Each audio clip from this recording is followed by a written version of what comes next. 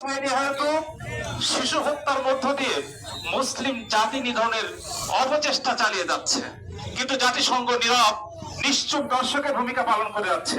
আজকে আমরা স্পষ্ট বলতে চাই, জাতিসংঘের আঘাত লাথি মেরে ওআইসি ভুক্ত যে 50টি মুসলিম দেশ রয়েছে, এই 50টি মুসলিম দেশ এক হয়ে ফিলিস্তিনের পক্ষে দাঁড়াতে হবে।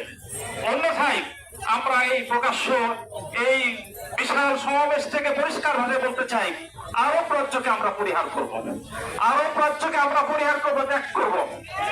সাথে সাথে বলতে চাই যে আমরা ইসরায়েলি যত পণ্য আছে, ওয়াশরুমে যত পণ্য ব্যবহার করি, আমরা যত পণ্য আমাদের ঘরে সাজিয়ে রাখি, সকল পণ্য পরিহার করে আমরা আমাদের দেশীয় পণ্য ব্যবহার করবো, পারবো না ইনশাআল্লাহ। সাথে সাথে আমাদের বড় আফসোসের সাথে বলতে হয় যে আমরা অনেক জুলাই আগস্টে অনেক রক্তের মধ্য দিয়ে আমরা অন্তর্বর্তী সরকার গঠন করেছিলাম।